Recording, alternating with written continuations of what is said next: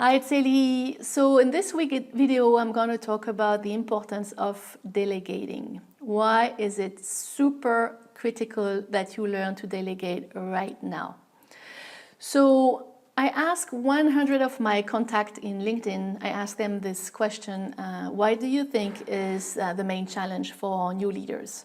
I wanted to get the opinion of new leaders, and I wanted to get the opinion of experienced professionals looking back at their career or seeing new leaders around them and giving me their feedback.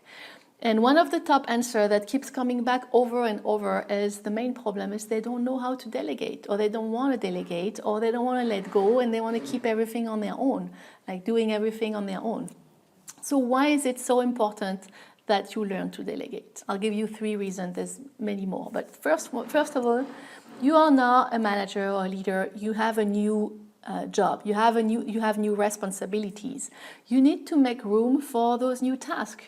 You cannot continue to do what you were doing in your previous job, maybe doing all the files, if you're working in the operation, for example, doing all the files, and add on top of that your management position and your management task. You need to really let go of some of it to make room for other stuff. You're going to need to think about the strategy. You're going to need to motivate your team. You're going to need to maybe collaborate with other departments. You're going to reach a certain level. You're going to meet customers. Some other things are going to be coming your way, and you need to make room for those in order to do them well. You need to invest your time in those new tasks because you are now at another level. Second, I know that it's sometimes difficult to let go of things because you think there's nobody in my team that can do it. It's just faster if I do it myself. This is too complex, or it's just not a big deal. I'm going to do this and this, and I know at least it's done well. Well, what you're not, when you think like that, what you're not doing, you're not growing your team. So you're actually not giving them the opportunity to really grow in their job and contribute to the growth of the department.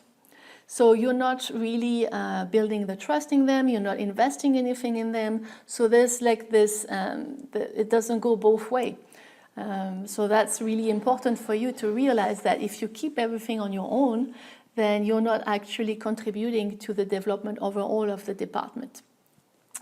And the third reason for that is you will never be able to do everything on your own. It was really fine when you were in charge of your own result. You could perform really well. Maybe you're a super high performer and you have really great result.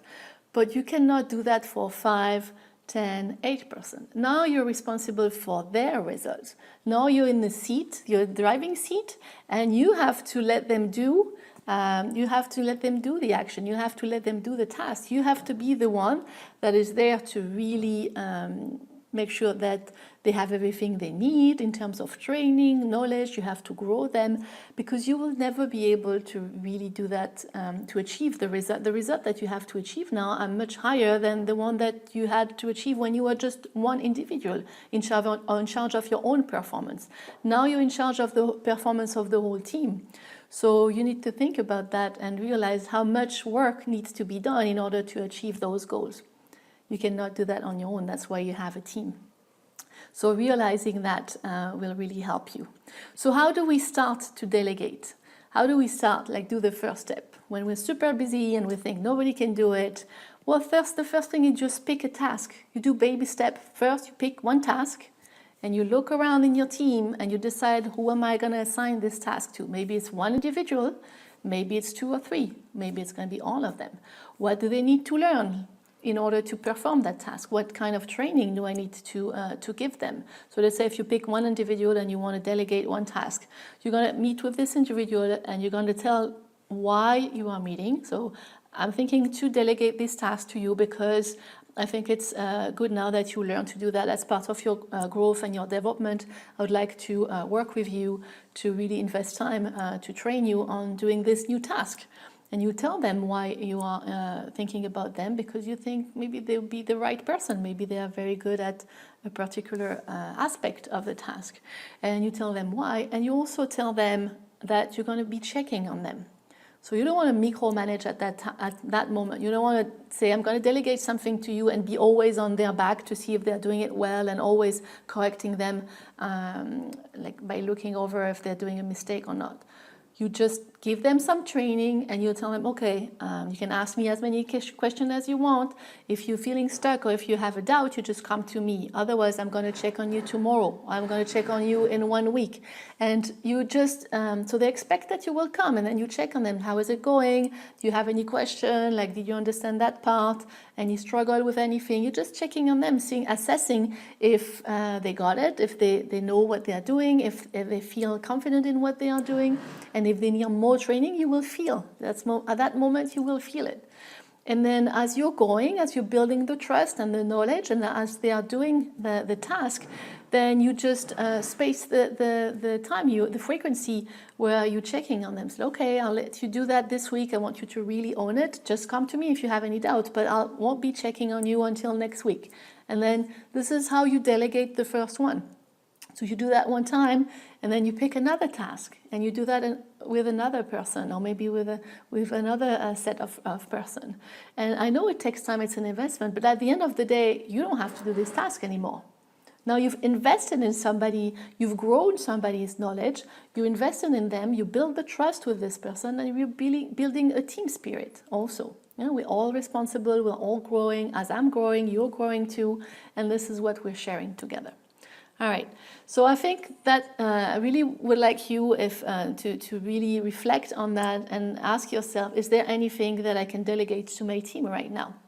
As small as it can be, or as big as it can be. I want you to imagine yourself reaching your goal without touching any file. I really want you to imagine that you'll be guiding them, and they will do the job, and you're here to support them to do the job as you're doing other responsibility, as you're doing other steps and other tasks that are just higher, from a higher level compared to what you were doing before. And this is the secret really to succeed, because if you don't know how to delegate, you will see that your career will really be limited, because there's only so much you can do, and learning to delegate is really the key to getting to the next level, to the next level, and to the next level. Once you know how to do it, and once you know how to build the trust and grow the people in your team, you can see that this is the secret to really achieve any goal and high performance for all the team.